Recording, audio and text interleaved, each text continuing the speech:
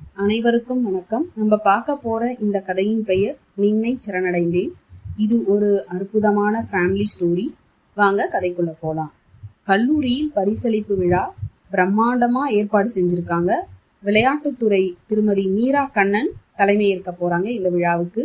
பெரிய பெரிய கட் அவுட்டுகளும் ஆங்காங்கே தொலைக்காட்சி பெட்டிகளும் காவல்துறையினர் கூட்டமாகவும் அலைந்து கொண்டிருந்தனர்.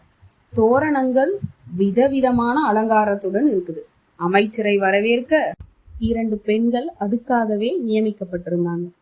தேவலோகத்திலிருந்து பூலோகத்துக்கு இறங்கி வந்து விட்டாங்களோ என்று அதிசயிக்கும் அளவுக்கு அட்டகாசமான அழகில் ஜொலிச்சுட்டு இருந்தாங்க. மாணவர்கள் ஆங்காங்கே பிரமித்து போய் அவங்களையே பார்த்துட்டு இருந்தாங்க. காவல்துறையினர் என்ட்ரன்ஸ்ல இருந்து வரவங்களை செக் பண்ணி அனுப்பிச்சிட்டு இருந்தாங்க. டேய் தனா, இந்த காலேஜ் பொண்ணுங்களை பாருடா, என்ன சூப்பரா இருக்காங்க, உலக அழகி போட்டிக்கே போகலாம் என்றான் ரமேஷ். சரி சரி, அதை பத்தி அப்புறம் பேசலாம், வேலையை பாருடா, பொண்ணுங்க எப்படி ஸ்மார்ட்டா வேலை செய்யறாங்க பாரு என்றான் தனா. சந்திரிகா ரொம்ப அழகா இருக்கடி, என் கண்ணே பற்றும் போல என்றாள் கல்பனா. மினிஸ்டர் மீரா கண்ணன் மயங்கி விழுந்துட போறாங்கடி. சரி, கண்ணை மூடிக்கோ என்று சிரித்தாள் சந்திரிகா. பின்னால் இருந்து வந்த Vahini, wow, fantastic, beautiful, wonderful, tremendous என்று சொல்லிக்கிட்டே கை கொடுத்தா சந்திரிகாவிடம். ரொம்ப அழகா இருக்க சந்திரி, உனக்கு கல்யாணம் வேற பேசுறாங்கன்னு கேள்விப்பட்டேன். அரசல் புரசலா காதுக்கு வந்தது. மாப்பிள்ளையா வரவன் ரொம்ப லக்கி, கண்ணை மூடிக்கிட்டு கொத்திட்டு போயிடுவாண்டி. பாட்டு பாடு, டான்ஸ் ஆடு, எந்த ஃபார்மாலிட்டிஸும் பார்க்க மாட்டாங்க, டைரக்டா சரண்டர் ஆயிடுவான் போ என்று சொல்லி சிரித்தாள் வாகினி. ஏய் சும்மா இருங்கடி, ஆளுக்கு ஆளுக்கு அளந்து விடாதீங்கடி என்றாள் சந்திரிகா. உள்ளதைத்தானே சொல்றோம், பின்ன அம்மாவா இல்ல ஆல்ரவுண்டர் பிளேயரா அழகான தேவதை ஒன்று லைஃப் பார்ட்னரா வந்தா யாருக்கு தான் கசக்கும்? அவங்க எப்படிதான் தரையில நடப்பாங்க, வானத்துல மிதந்துட்டு இருப்பாங்க. ஏய் வேலைய பாருங்கடி, ஏதாவது பெணாத்திட்டு அலையாதீங்கடி என்றாள் சந்திரிகா. ஏய் கல்பு, ஸ்டேஜ் டெக்கரேஷன் பர்ஃபெக்டா பண்ணியிருக்காங்களா பாத்தியா என்றாள் சந்திரி. போய் பாரு, எக்ஸலண்டா பண்ணியிருக்காங்க என்றாள் கல்பனா. சரி, 4 o'clock ஃபங்க்ஷன் ஸ்டார்ட் ஆயிடும், ஓகேவா? வாலண்டியர்ஸ் எல்லாத்தையும் வச்சு ட்ரையல் பார்த்தோம்ல, அதே மாதிரி எல்லா இடத்துலையும் கரெக்டா நிக்க வைக்கணும், அப்பதான் பார்க்க நல்லா இருக்கும். ஆடியன்ஸ் எல்லாத்தையும் கரெக்டா பிளேஸ்ல கூட்டிட்டு போய் உட்கார வைக்கணும் கல்பு. சரிங்க தலைவி, அதெல்லாம் நாங்க கவனிச்சுக்கிறோம், நீங்க ஸ்டேஜ் பெர்ஃபார்மன்ஸ்ல மட்டும் கவனம் செலுத்துங்க என்றாள் வாகினி. கிருத்திகாவும் ராகினியும் வரல, ஆப்சண்ட். ஏண்டி என்று பதறினாள் வாகினி. ஒருத்திக்கு மலேரியா, இன்னொருத்திக்கு ஆக்சிடென்டா. ஓ மை காட், இதெல்லாம் இப்பதான் நடக்கணுமா?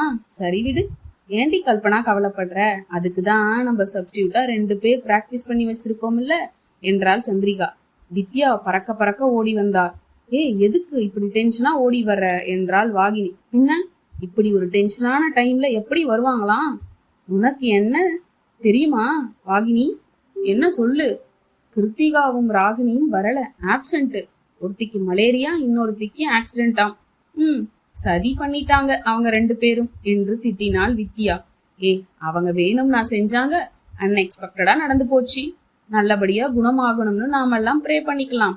அதை விட்டுட்டு ஏண்டி இப்படி டென்ஷனா கத்துற என்றாள் சந்திரிகா. உன்னால எப்படி இப்படி ரிலாக்ஸ்டா முடியுது?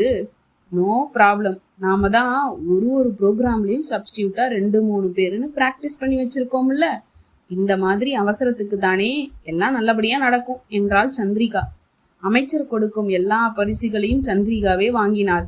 ஏண்டி சந்திரி, இப்படி ஏறி ஏறி இறங்குறையே, ஸ்டேஜ்லயே உட்கார்ந்து எல்லா பரிசுகளையும் வாங்கி மொத்தமா மூட்டையா கட்டிட்டு கீழே வந்திருக்கலாம்ல என்று சிரித்தாள் கல்பனா. ஓ சரி, நெக்ஸ்ட் டைம் நீ சொல்றபடியே ஃபாலோ பண்றேன் என்று சிரித்து கொண்டாள் சந்திரி.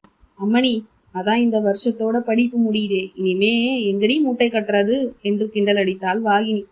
ஹையர் ஸ்டடீஸ் ஃபாரின்ல போய் பண்ணணும்னு ஆசை, அப்பாவை எப்படியாவது சரி கட்டிடலாம், ஆனா எங்க அம்மாவை காம்ப்ரமைஸ் பண்றது ரொம்ப கஷ்டம்டி என்றாள் சந்திரிகா. உங்க அப்பாவும் உங்க அம்மாவும் நேத்து எங்க அக்கா குழந்தைய பார்க்க வந்திருந்தாங்க, அப்ப என்ன பேசிக்கிட்டாங்க தெரியுமா சந்திரி என்றாள் வாகினி. என்ன பேசிக்கிட்டாங்க? உனக்கு இந்த வருஷம் கல்யாண ராசி சூப்பரா இருக்காம், சோ மாப்பிள்ளை தேடுறதுல உங்க அப்பா சீரியஸா இருக்காராம். இப்போ ஒரு மாப்பிள்ளை பார்த்துருக்காராம், பையன் எம்இ படிச்சிருக்கான், பேங்க் எக்ஸாம் எழுதி செலக்டும் ஆயிட்டானா, ஐஓபி பேங்க்ல வேலை செய்யறானா. எம்இ படிச்சுட்டு அங்க எதுக்கு போனா, ஐடி பக்கம் போனா நல்ல சேலரின்னு எங்க அப்பா சொன்னார். வயசு ஒன்றும் ஆயில்ல, வேணும்னா லைனை மாத்திக்கலான்னாரு உங்க அப்பா. அப்பா நான் உங்க அப்பா கிட்ட பையன் கருப்பா சிவப்பா, சந்திரிகா சூப்பர் கலர் அழகா இருப்பா, ஸோ அவளுக்கு ஏத்த மாதிரி மாப்பிள்ளை பாருங்க அப்படின்னு சொன்னேன். மாப்பிள்ளை செம்ம கியூட்டா இருக்கார், அதான் சந்திரிக்கு ட்ரை பண்றேன். ஆனா என்ன, மிடில் கிளாஸ் ஃபேமிலி, பெரிய ஃபேமிலி, அதான் யோசிக்கிறேன்னார். கேம்பஸ் இன்டர்வியூல செலக்ட் ஆனியே அந்த ஜாபை ஜாயின் பண்ற மாதிரி இல்லையா என்றாள் கல்பனா. யார் சொன்னது? நெக்ஸ்ட் மந்த் ஃபர்ஸ்ட் வீக்ல ஜாயின் பண்றேன். அப்ப கல்யாணம்? அதுக்கும் இதுக்கும் என்னடி சம்பந்தம்? அதை பத்தி அப்புறம் யோசிக்கலாம். வரப்போற மாப்பிள்ள வேண்டான்னு சொல்லிட்டா? அதான் சொல்லிட்டனே, அது அப்புறம் பாக்கலான்னு. இப்பதாண்டி பிள்ளையார் சுழி போட்டிருக்காங்க. அவங்க வேலைய அவங்க பாப்பாங்க, என்னோட வேலைய நான் பாப்பேன் என்றாள் Chandrika. Good good, very good answer என்று இரு கைகளையும் தட்டினே சிரிச்சா கல்பனா. லாஸ்ட் இயர்ல ஏதோ காத்து வாக்குல ஒரு செய்தி வந்தது என்றாள் வாகினி. ஆமா ஆமா, அது என்னோட மாமா பையன் தான். அவர் இந்த இயர் முடிக்கிறார், எனக்கும் முடிஞ்சு போச்சு. சோ இந்த இயர் பண்ணிருவாங்க. அப்புறம் கிச்சன் கையில ஒண்ணு இடுப்புல ஒண்ணு வச்சுக்கிட்டு டிவி சீரியல் பார்த்துட்டு காலத்தை ஓட்ட வேண்டியதுதான் என்று சிரித்தாள். ஏய் கல்பு, ஏண்டி இப்படி பேசுற? உனக்கு எதுலயும் இன்ட்ரெஸ்டே இல்லையாடி என்றாள் வாகினி. இருக்குன்னா விட்டுருவாங்களாடி வாகினி என்றாள் சந்திரிகா. ஓ, அப்ப மேடமும் கல்பு மாதிரி தானா? ஐய, எனக்கு ஒன்னும் மாமா பையன்லாம் இல்லையே. ஏண்டி, மாமாவுக்கு பையனே இல்லையா, இல்ல மாமா பையனுக்கு பிடிக்கலையா என்றாள் வாகினி. அப்பா ஒரே பிளட்ல மேரேஜ் பண்ணிக்க கூடாதுன்னு சொல்லிட்டார். சரி, அப்போ உங்க அப்பா பார்த்திருக்கிற சூப்பர் ஹீரோ தான் லைஃப் பார்ட்னரா என்றாள் வாகினி. தெரியல, யார் கண்டா, இப்பதான் ஸ்டார்ட் பண்ணிருக்காங்க. இன்னும் எவ்வளவோ ஃபார்மாலிட்டிஸ் இருக்குடி. எப்படி, உன்னோட பாலிசியை இதுலயும் ஃபாலோ பண்ணுவியா, இல்ல அடுத்து பார்க்கலாம்னு நினைக்கிறியா? நோ, அப்பவும் இப்பவும் எப்பவுமே ஃபர்ஸ்ட் சாய்ஸ் தான் என்னோட பெஸ்ட் சாய்ஸ் என்றாள் சந்திரி. ஏய், நிச்சயமே பண்ணிட்டையா? இது கல்யாணம்டி, மாப்பிள்ளை பார்க்க வேண்டாமா? ஏய், ஆற அமர யோசிச்சு பார்த்துட்டு அதுக்கப்புறமா டிசைட் பண்ணுடி. இது விளையாட்டு இல்லடி, உன் லைஃப்டி. இல்லடி, என்னோட பாலிசியை நான் மாத்திக்கவே மாட்டேன். ஜாதக பொருத்தத்திலேயே நிறைய லொட்ட சொல்லி போர் அடிப்பாங்க. எனக்கு அதை பத்திலாம் கவலை இல்ல, நான் முடிவே பண்ணிட்டேன். இன்னும் எதுவுமே பேச ஆரம்பிக்கல. ஒரே ஒரு டைம் பார்த்தேன்னு தான் உங்க அப்பா சொன்னாரு. ஆமா, ஆனா மனசு சொல்லிட்டதே.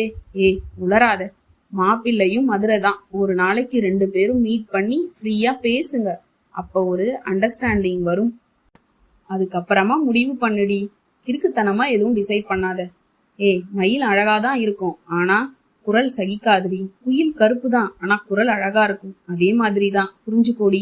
கலரை வச்சு எதையும் டிசைட் பண்ணிராதடி சந்திரி என்றாள் கல்பனா. அடுத்த எபிசோட் நம்ம நாளைக்கு பார்க்கலாமா?